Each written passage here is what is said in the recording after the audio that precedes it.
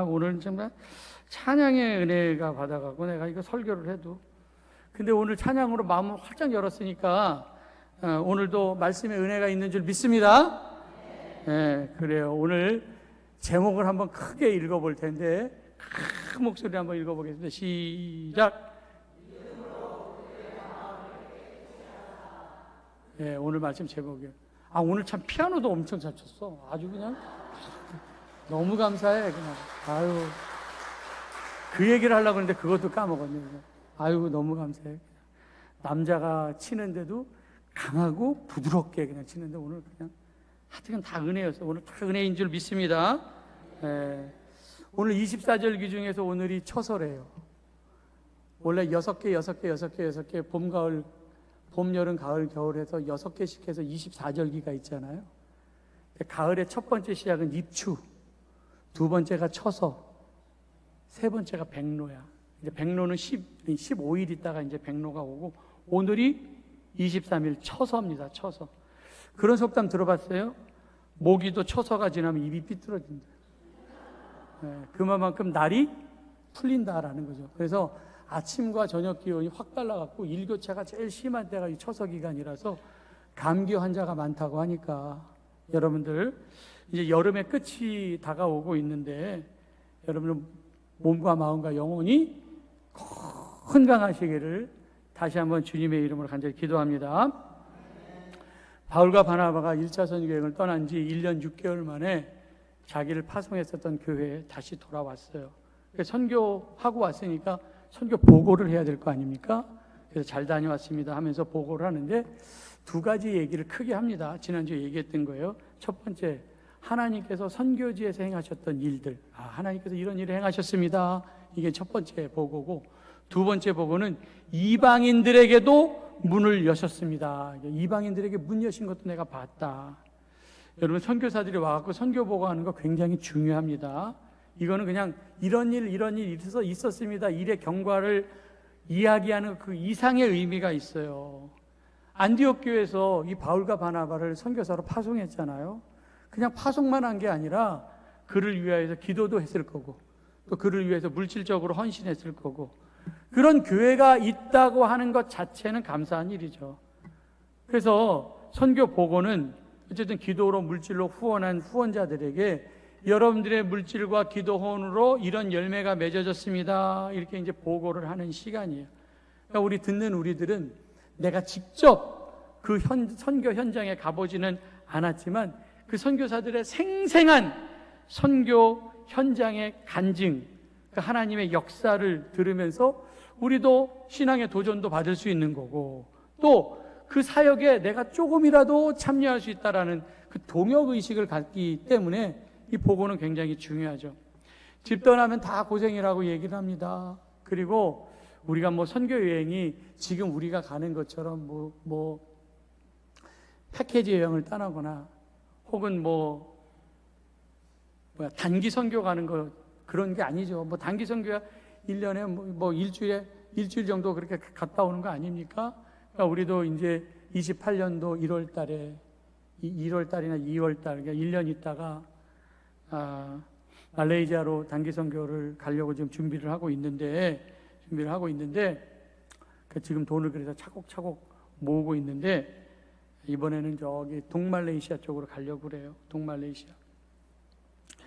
여러분들, 낯선 곳에서 전도를 할 때 그 낯선 곳에서 전도하러 오는 사람 환영합니까? 우리도 노방에서 전도해보지만 전도할 때 그 환영합니까? 환영하지 않죠. 그래서 늘 열매만 있는 게 아니라 그 전도 현장은 큰 영적인 전투가 있고 아픔이 있고 고난이 있습니다.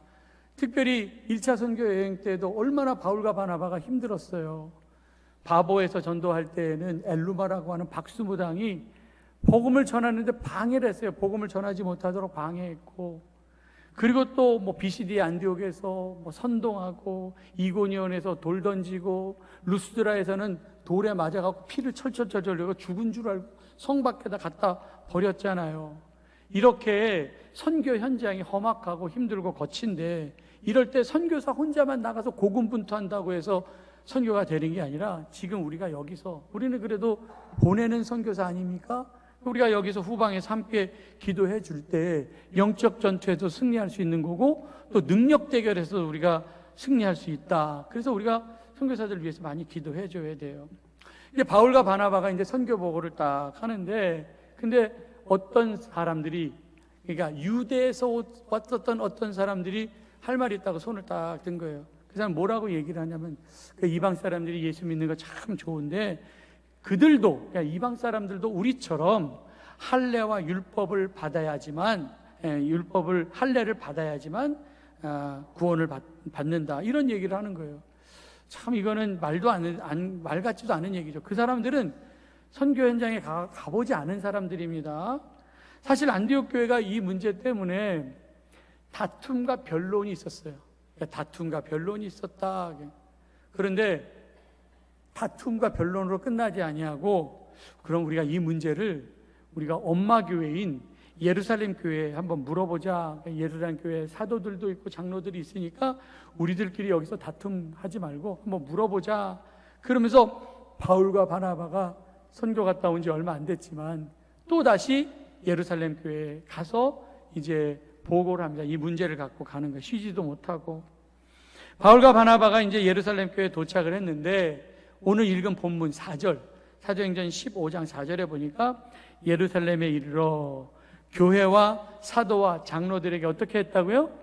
영접을 받았고 하나님이 자기들과 함께 계셔 행하신 모든 일을 말하며, 이게 하나님께서 행하신 일을 바랬다라는 거죠. 예루살렘 교회가 영접을 했어요.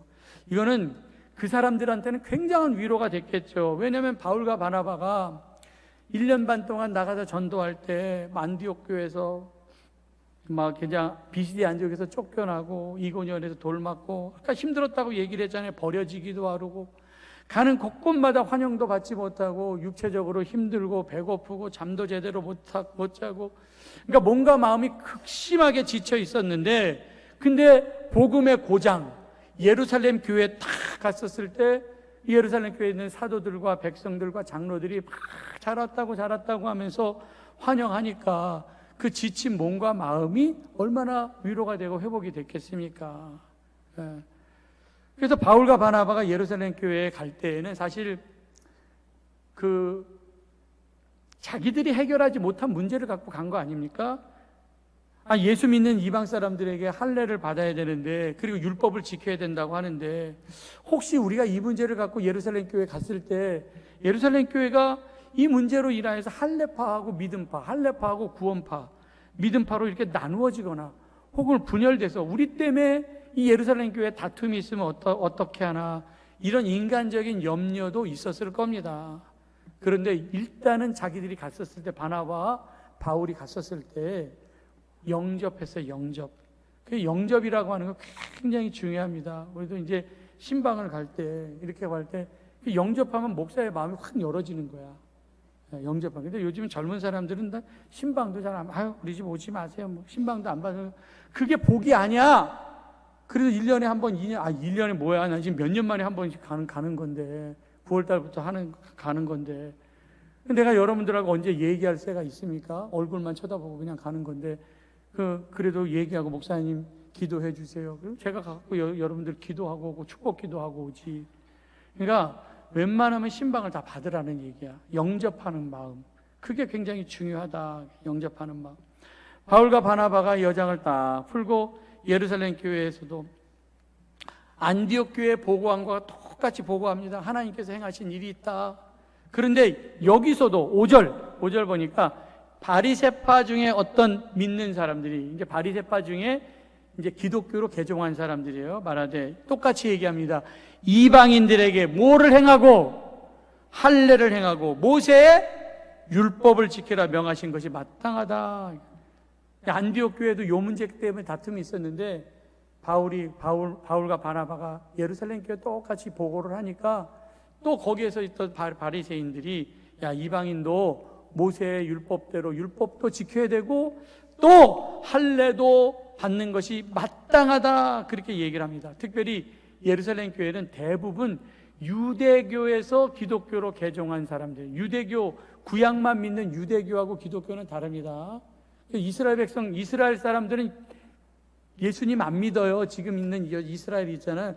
그 이스라엘 사람들은 예수님 안 믿어요. 그래서 몇 개월 전에 이스라엘이 레바논 공격했잖아요. 그때 한 4개월 전에. 그때 뉴스에 나왔었는데 보셨는지 모르겠지만 레바논 남부 지역의 기독교 도시에, 개신교 믿는 도시에 예수상이 있었는데 예수상 끌어내리고 예수상 머리를 쳤다는, 레바논 들었어요? 못 봤죠? 그런 거예요. 유대인들이, 이스라엘 사람들이 예수상에다가 머리를 쳤다고. 그것 때문에 기독교인들이 막 엄청나갖고 막 그 총리인가 누군가가 막 잘못했다고 막 얘기를 했잖아요. 기독교인들 모욕했다고. 예수님 머리에 막 망치질을 했어요. 망치질을, 유대인들이. 근데 옛날에도 똑같이 이랬다라는 거예요. 그러면서 유대 기독교의 영향을 받았었던 그 사람들, 이 사람들은 기독교인이 됐지만 유대적인 전통과 율법의 테두리를 내놓지 못해서 안 된다고. 이방인들도 예수를 믿기 위해서는 믿음으로 구원받는 것뿐만이 아니라 할례도 받아야 되고 율법도 지켜야 된다, 이 얘기를 한 겁니다. 그래서 6절에 사도와 장로들이 이 일을 이제 의논하러 모였습니다. 토론을 한 거예요. 그리고 이제 7절 한번 보고, 7절. 많은 변론이 있은 후에 누가 일어났어요? 그래, 베드로가 일어나서 형제들아, 너희도 알거니와 하나님이 이방인들로 내 입에서 복음의 말씀을 들어 믿게 하시려고 오래전부터 너희 가운데 나를 택했다. 많은 변론이 있었습니다. 초대교회 그러면은 뭐 아무런 갈등도 없고 다 모든 사람이 한 생각을 가지고 완벽한 공동체라고 생각하지만, 여러분들 쌍둥이도 생각이 달라. 엄마 뱃속에서 나온, 같이 나온 쌍둥이도 생각이 달라요. 그러니까 사람이 사는 곳에서는 백인백색이라고, 그냥 100가지 사람이 있으면 100가지 색깔이 다 있는 것처럼 언제나 갈등이 있죠. 특별히 얼굴 맞대고 매일매일 얼굴 마주보고 사는 가족들, 이 가족들 가운데 갈등이 제일 많아요. 그래서 무례히 행하지 않는 게 굉장히 중요합니다. 상대방이 말하는 거 잘 들어줘야 되는데 내 말만 한다고 한번 생각해 봐봐요. 그럼 당연히 틈이 벌어지지. 그래서 서로 대화는 싸움이 아니라 소통한다고 그러잖아요. 소통. 그래서 말은 예쁘게 해야 된다. 눈도 조심해라 그랬잖아요. 내 눈이 보는 거 조심하듯이 내 입이 말하는 것 조심해야 되고 내 발이 가는 것도 조심해야 되고. 왜? 위에 계신 주께서 다 보고 계시니까. 그래서 말은 어떻게 해야 돼요? 예쁘게. 말 어떻게 하라고요? 예쁘게 하라고. 예쁘게. 말싸움으로는 내가 말 잘해, 그거로 사람의 마음을 얻을 수가 없고 상처만 남습니다. 다툼 가운데 남는 건 상처예요. 상처. 하나님께서 사람을 만드실 때 입은 몇 개 만드셨어요? 입은 몇 개? 1개. 귀는 몇 개? 예, 귀는 2개 만들어요. 왜 그렇게 만드셨을까? 예, 야고보서에 있는 말씀처럼 듣기는 속히 하고, 듣기는 속히 해야 돼. 2귀로. 말하기는 더디하라. 그래서 말은 좀 웬만하면 입 다물고 있는 게 더 좋아요. 그래서 침묵은 금이지만 서양 속담에 웅변은 은이라고 그랬어. 말 잘하는 은밖에 안 돼. 말 잘하는. 근데 침묵은 금이라고 얘기를 하고 있잖아요. 그래서 여러분들, 귀는요 내가 닫을 수 없어요. 입은 내 의지로 닫을 수가 있잖아. 귀는 그냥 뚫려져 있기 때문에 안 닫혀줘. 안 닫혀줘. 근데 입은 내가 닫을 수 있잖아요. 여러분, 솔로몬이 1000번째 드린 후에 하나님께서 내가 원하는 게 뭐냐 그렇게 물어봤을 때 솔로몬이 뭐라고 대답하냐? 하나님, 내가 듣는 마음을 원합니다. 그래서 듣는 마음. 그때 듣는 마음을 솔로몬은 뭐라고 얘기하면 지혜라고 얘기를 합니다. 듣는 게 지혜예요. 지혜. 바벨탑을 쌓을 때 실패한 이유가 뭐냐면 재료가 부족해서도 아니고 기술이 부족해서도 아닙니다. 소통하지 못해서 바벨탑이 무너진 거거든요. 여러분, 말이 통하지 않는 게 저주예요. 말 안 통한다고 그래봐. 우리가 똑같은 한국말 한다고 해도 말이 안 통하는 사람이 얼마나, 뭘 얘기를 했는데 말이 통하지가 않아. 벽 보고 얘기하는 것 같아요. 그래서 영어로 커뮤니케이션, 소통이거든요. 커뮤니케이션이 잘 돼야지만 아름다운 커뮤니티, 아름다운 공동체가 될 수가 있다. 그런 얘기들. 커뮤니케이션이 잘 돼야 돼요. 근데 가정이 무너지는 것도, 사회가 무너지는 것도 다 통하지가 않아서, 커뮤니케이션이 안 돼서 그러는 거 아닙니까? 근데 소통은 우리가 귀로만 듣는 게 아니라 마음으로 듣는 거라 그러잖아요. 그래서 소통하기 위해서 필요한 게 이해라고 얘기해요. 그럼 이해가 뭐냐? understand야. understand는 to stand under예요. 아래에 서는 것이 이해한다. 그래서 우리가 높은 거죠. 바벨탑만 쌓으면은 싸움밖에 안 돼요. 불통이 돼. 바벨탑 쌓으면은. 근데 낮아지면, 내가 낮은 곳으로 가면 understand 돼. to stand under 하면은 다 이해가 되는데 자꾸 높아지려고 하다 보니까 이해를 못 하는 거 아니에요? 여러분, 바다가 세상에서 제일 큰 물이래요. 바다가 왜 제일 큰 물이 됐을까? 그랬더니 제일 낮은 곳에 있기 때문에 세상에 있는 모든 물들이 다 바다로 몰려와서 바다가 제일 큰 물 된 거 아닙니까? 여러분, 우리가 불통의 시대에 우리가 어떤 마음으로 살아야 되냐? 그랬더니 좀 넓은 마음으로, 아래 서는 마음으로 살아야지 내가 큰 사람 되는 거지. 근데 내가 자꾸 높은 데로 가려고 한다면은 아니에요. 큰 사람 싸움밖에 없습니다.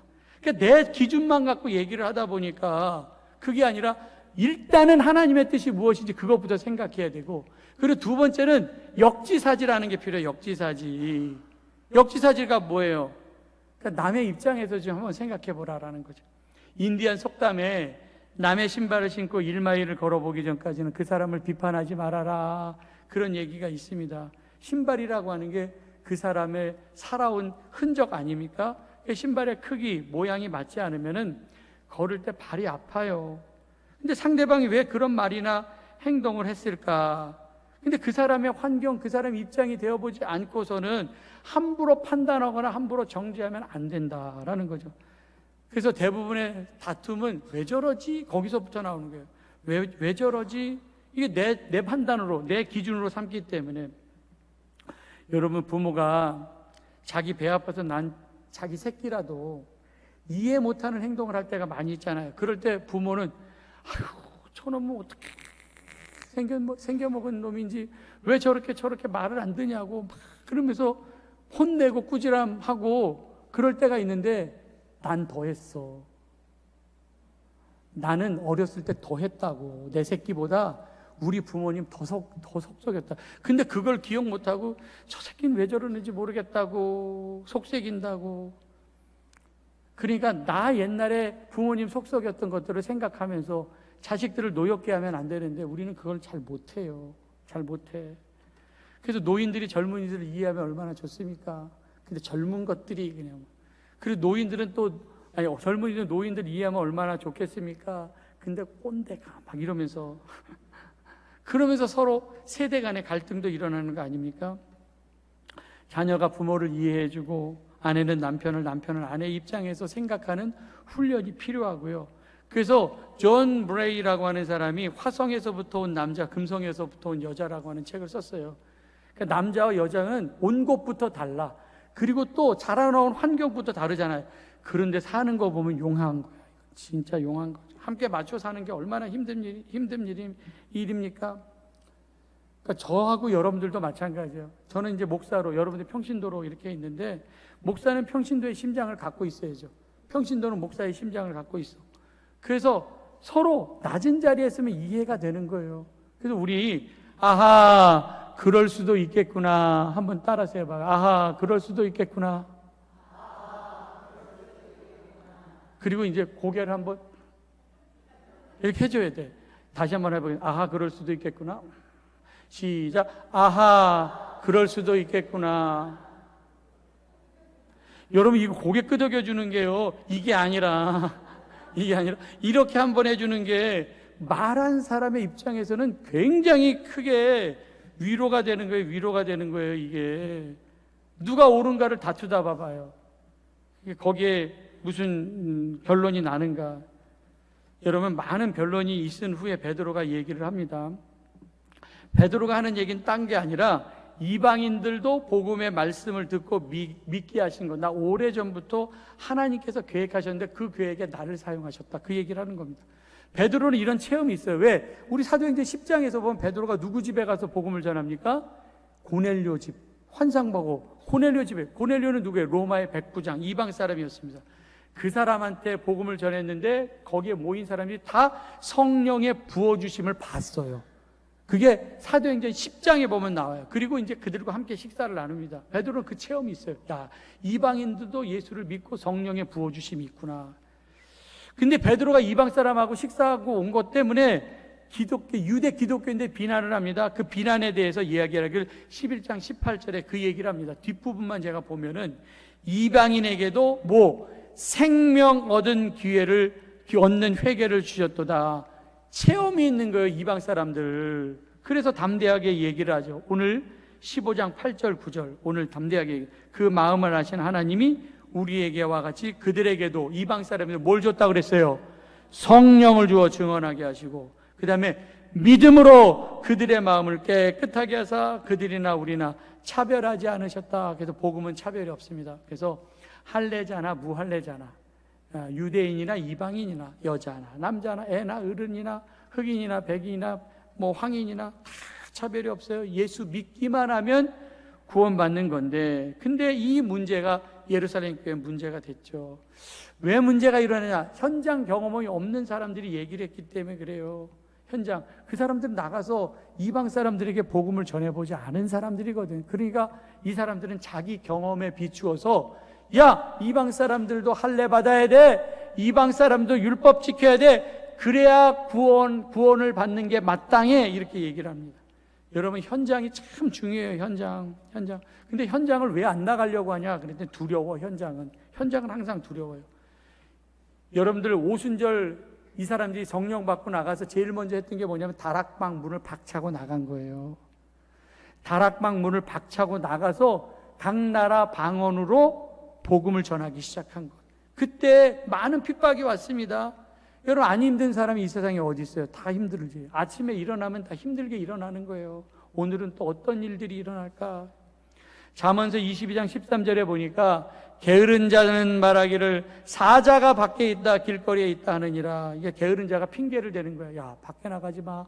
사자가 있어서 무서워서 못 나가겠어. 근데 실제로 나가보면 있어요, 없어요? 없어.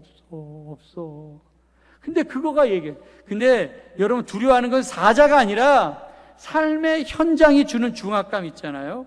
그래서 현장이 두려워갖고, 나 여기 못 살아. 그냥 난 산속에 혼자 들어가서 살래. 그래서 풀 뜯어먹고, 나무 뿌리 뜯어먹고 사는 난 그 사람들 텔레비에 좀 안 나왔으면 좋겠어. 나는 그거는 도피라고 생각해. 그래도 싸우더라도 여기서 복닥 하면서 싸우면서 성장하는 거지.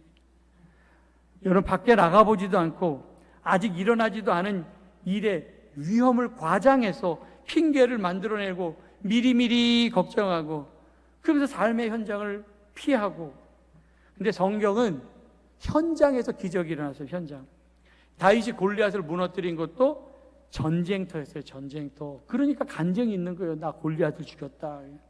그러니까 싸워보니까 별것도 아닌데, 나가보니까 해보니까 별것도 아닌데, 미리 겁먹고 벌벌벌 떨어갖고 사울을 비롯해서 다른 모든 군사들은 장막에서 나오지도 않고 떨었잖아요. 근데 다윗은 생각의 전환이 있어요. 야, 저 큰 놈은 일단 표적이 커. 그거 생각. 표적이 크잖아, 큰 놈이라서. 그리고 갑옷의 무게가 성경에 보니까 57kg예요. 57kg 무게를 갑옷을 입고 있으니 아무리 3m 거리를 할지라도 그게 얼마나 몸이 불편하겠어. 둔하고 순발력도 없고. 그러니까 나가서 싸워봤자 확 하면 이렇게 하면 다윗은 저쪽에 가 있고. 그러다 보니까 이게 싸움에 이길 수가 없죠. 이 미리미리 두려워. 별거 아닌데 나가보면 별거. 근데 하나님께서는 우리에게 사자가 있다 없다 이렇게 말씀하시고, 대신 있든지 없든지 내가 너와 함께 할 테니까 담대히 나아가라. 그거예요. 사자가 있든 없든지 나가면 그 현장에 하나님께서 우리와 함께 하실 줄 믿습니다. 그러니까 두려워하지 말고 뭘 박차고 나가야 돼요. 문을 박차고 나갔을 때 우리가 마주하는 현장에 사자만 있는 것이 아니라 사자의 입을 막으시는 하나님의 손길이 기다리고 있다는 것을 믿기 바랍니다. 여러분, 인생의 대부분은 책으로 배우는 게 아니에요. 몸으로 배우는 거예요. 몸으로 배우는 건 까먹지를 않아. 아무리 머리가 똑똑해도 기록하는 거 있잖아요. 기록하는 거, 그건 중요하죠. 기억과 기록이를 때문에. 여러분, 기억은 아무리 똑똑해도 기록은 희미합니다. 근데 그래도 흐릿한 기록이 또렷한 기억보다 더 나은 거야. 그래서 여러분들 어떤 일이 있을 때 체험, 이건 절대로 몸으로 배운 건 잊어먹지 않아요. 나 자전거 나 안 타본 지 오래됐거든요. 자전거가 없어갖고 안 타본 지 오래됐는데 지금 자전거를 여러분이 날 사줘갖고 내가 자전거 목사님 타실 수 있어요? 그럼 난 탈 수 있을 것 같아. 자전거는 왜? 몸으로 배웠어요. 나 옛날에 언제 배웠냐면 초등학교 4학년 때 우리 저 강병문 집사 아버지 강상길 권사님이 이따만한 큰 자전거 있어요. 검은 자전거 있잖아요. 그거 몰래 끌고 나가. 우리 옆집에 살았거든요. 끌고 나가갖고 그거로 자전거를 배웠지. 지금 그 자전거 배웠는데 넘어져갖고 여기 지금 찢어진 게 그 말도 못했어. 여기 찢어져. 지금까지 꼬매야 되는데 꼬매질 않았고 내가 나중에 보여줄게요. 이거 그 자전거 타고 몰래 자전거 타고 나갔다가 넘어져서 찢어져갖고 지금 여기 상처가 지금도 있어. 나중에 봐요. 꼬맸어야 되는데 그때 꼬매질 왜 혼날까봐. 아유 참. 그래도 아물긴 아물어서 초등학교 4학년 때라서 아물긴 아물었는데 여러분들 몸으로 배우는 거 까먹질 않아요. 몸으로. 수영 배우려면 어떻게 해야 돼요? 수영에 관한 책을 갖고 막 이따만하게 쌓아놓고서 막 배영은 어떻고 평영은 어떻고 뭐는 어떻고 자유형은 어떻고 아무런 소용없어. 물속에 던져놔 봐야 돼. 그래야지만 물 몇 번 먹고 그러면서 물에 뜨는 거 그러면서 살려고 배우는 거지. 근데 우리의 신앙생활이 수영장 밖에서 비싼 수영복 입고 수영책만 보고 있는 것은 아닌가. 손만 담그고 있으면 안 되지. 여러분 찬송가 302장 3절 이렇게 있어요. 3절 가사에 보면 많은 사람이 얕은 물가에서 저 큰 바다 가려다가 찰싹거리는 작은 파도 보고 마음 약하여 못 가네. 언덕을 떠나서 장파에 배 띄워 내 주 예수 은혜의 바다로 내 맘껏 져가라. 그런 찬송이 있어요. 여러분 깊은 바다로 가기 위해서는 언덕과 연결을 딱 끊어야 돼. 그리고 창파 있잖아. 푸르고 넓은 바다로 나아갈 수 있는데 여러분 은혜는 하나님이 주실 것이지만 그 은혜의 바다에서 노젓는 건 누가 해야 돼요? 내가 해야지. 그래서 우리가 은혜의 바다에 나가는데 발만 담그고 있어. 발도 안 담궈. 발만 담그는 건 뭐예요? 내 마음대로 내가 움직이겠다라는 거지. 창파는 허리만 물차도 내 마음대로 못해요. 근데 자꾸 발만 담그고 내 마음대로 신앙생활 하려고 내 뜻대로 하려고 하니까 그러니까 은혜가 없는 거 아닙니까? 순종이 없어요. 그러니까 여러분들 제발 이제는 우리 다 창파에 배 띄워갖고요 은혜의 바다로 나가시길 바랍니다. 힘껏 노져갖고 나가야지. 발만 담그고 있으면 되겠습니까? 하나님의 은혜를 체험해야 되는데 우리는 세상이라고 하는 차가운 물속에 나가는 걸 두려워하는데 두려워 아무것도 할 수 없죠. 부딪혀야 뭘 할 수 있는 거 아닙니까? 그러면 영적인 성장도 안 돼요. 현장이 없이 그냥 머리로서 지식으로서 그냥 금방 잃어버립니다. 몸으로 배운 거 죽을 때까지 잃어버리지 않는다. 그래서 먹어보기도 하고 느껴보기도 하고 그래서 머리 신앙이 아니라 몸의 신앙. 말씀만 암기하는 것이 아니라 적용하는 것. 그래서 내 삶 가운데 일주일 동안 결단하고 실천하는 것. 그래야지만 삶의 현장에 폭풍우가 탁 쳤을 때 막 비바람이 칠 때 고난을 견뎌낼 수가 있어요. 말씀을 듣고 지켜 행하는 자는 마치 반석 위에 집을 지은 사람 같다. 흔들림이 없다. 여러분 예루살렘 공의에서 제기된 안건이 할례와 구원이잖아요.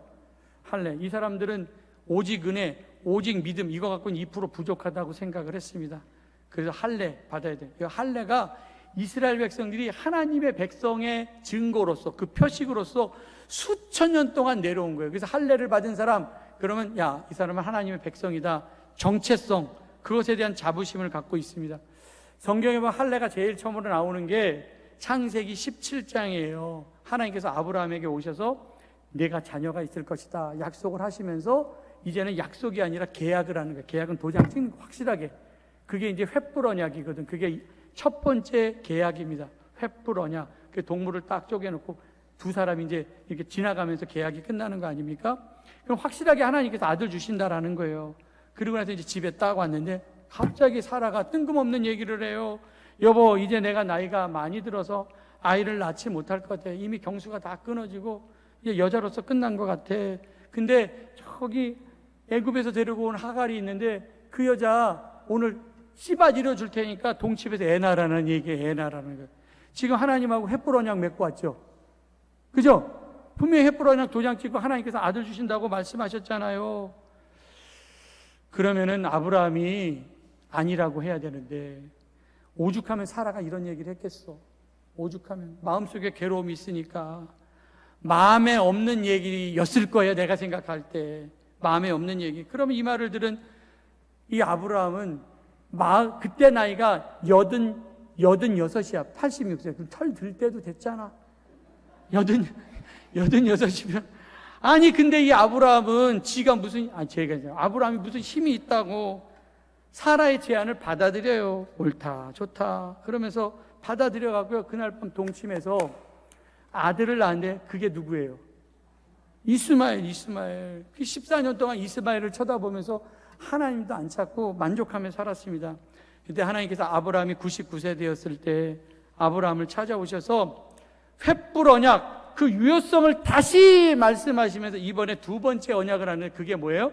할례야, 할례. 그게 창세기 17장이에요. 그래서 아브라함의 몸에 지워지지 않은 도장을 딱 찍어 놓는 게 할례다. 창세기 17장 10절. 시간이 없기 때문에 빨간 것만 읽겠습니다. 할례를 받으라. 나와 너희 후손 사이에 내 언약이다. 할례는 언약이에요. 계약이에요. 남자 다 지켜요. 17장 11절. 너희는 포피를 베어라. 베어내는 거예요. 그리고 나와 너 사이 언약의 표징이다 얘기하고 있어요. 난지 8일 만에 할례를 받으라고 얘기한 다음에 13절에 또 얘기해요. 할례를 받아야 하리니 내 언약이 너희 살에 있어. 그러거든. 영원한 언약. 살에다 아예 새겨놓는 게 할례입니다. 14절에 보니까 할례를 받지 아니한 남자, 포피를 베지 않는 자는 어떻게 했어요? 내 언약을 뭐 했다고요? 배반한 거다. 그렇게 얘기했어요. 그러니까 창세기 17장 쭉 읽어보면 매 절마다 할례 받아라, 할례 받아라. 이거 언약의 표시다. 너는 내 것이다. 도장을 꽉 찍어놓고 지워지지 않도록 몸에다 딱 새겨놓는 거 아닙니까? 그래서 요 할례를 통하여서 이방인과 유대인이 딱 구별되는 거야. 하나님의 자녀와 하나님의 자녀 아니어서 딱 구별되는 겁니다. 할례를 통하여서 그 도장 찍어놓는 거예요. 도장 찍어놓는 거. 여호수아 5장에서도 보면은 이제 가나안 땅에 들어가기 전에 길갈, 요단강 건너서 길갈에 들어갔을 때 이런 명령을 해요. 5장 2절에 보니까 너는 부싯돌로 칼을 만들어서 이스라엘 족속에 다시 할례를 행하라. 지금 요단강을 건너간 사람들은 애굽에서 나온 사람들이 아니라 광야에서 태어난 2세대거든요. 할례를 안 했어요. 광야에서는 할례를 받지 않았어요. 길갈이라고 하는 것은 여리고에서 3km 정도밖에 떨어지지 않았습니다. 그러니까 할례를 행하고, 아니 군인들한테 할례를 행하라는 게 지금 무리한 명령 아닙니까? 무리한 명령. 적군이 코앞에 있는데 죽으라는 얘기가 똑같아요. 쳐들어오면 다 죽어요. 남자들이 의학적으로 할례를 받고요. 정상적으로 컨디션이, 할례가 뭔지는 알죠? 지금으로 얘기하면 포경수술하는 거 할례예요. 할례. 최소한 보름에서 한 달은 걸리는데 지금 눈 시퍼렇게 뜨고 있는 적군들이 앞에 있는데, 아니 할례를 행하라는 게 말이 안 되죠. 제식 훈련하고 총쏘기 운동, 칼쏘기 운동, 칼 훈련을 해야지. 근데 그 무모한 명령에 불평하지 아니하고 여호수아는 전쟁을 앞두고 군인들에게 할례를 행합니다. 이게 또 하나님께서는 그거예요. 이제는 약속의 땅, 가나안 땅, 그 땅에 들어가서 이제는 그 땅을 디딜 때 하나님의 백성으로, 그 자의식이 할례예요. 너는 이제 하나님의 백성으로 살아야 된다. 이거를 원했기 때문에 아마 가나안 땅 들어가자마자 할례를 행하라고 말씀하신 것 같아요. 이렇게 유대인들에게 있어 이 할례는 자기들의 정체성, 그래서 목숨보다 중요했습니다. 목숨보다. 그래갖고 옛날에 독일 사람들이 유대인들 홀로코스트 죽일 때 유대인들을 구분하는 게 남자들 할례를 안 했는지 하는지 그 옷 벗겨갖고 본 다음에 그거 갖고 할례를 행하는 사람들 다 죽였다고 그러잖아요. 다 죽였다고 그러잖아요. 사실 이게 유대인들한테는 굉장히 중요한 거였었지만 목숨처럼, 사실 이게 무슨 구원하고 무슨 관계가 있을까? 이게 불필요한 짐 아닌가? 이제 이것 때문에 논쟁이 붙은 거 아닙니까? 논쟁이. 유대인들에게 할례는 사실 굉장히 중요했지만 이게 시간이 지나가면서 변질돼요. 그래서 예레미야 선지자도 이런 얘기를 합니다. 예레미야 선지자. 예레미야 4장 4절에 보니까 너희는 스스로 할례를 행하여 너희 마음의 가죽을 베래요. 마음의 가죽. 그렇지 아니하면 분노가 불같이 발하여 끌 자가 없을 것이다. 빨간 것만 읽었습니다. 빨간 것만. 마음의 가죽 벗기라. 바울도 똑같아요. 로마서 2장 28절 29절 육신의 할례가 아니라 오직 이면적 유대인이 유대인이면, 여기 할례는 어디 하라 그랬어요? 마음에 할지니 영의 그 율법의 조문에 있지 아니하다. 그러니까 예레미야도 그렇고 바울도 그렇고 육체의 할례 이거보다, 몸의 표식을 내는 것보다 더 중요한 것은 할례, 마음의 할례다. 여러분, 겉은 쉽게 바꿀 수 있어요. 겉은 쉽게 바뀌어요. 근데 속은 쉽게 바뀌지 않아. 사람이 아무리 겉으로 몸몽한 척해도 속이 안 바뀌면 안 바뀐 거하고 똑같은 거 아닙니까?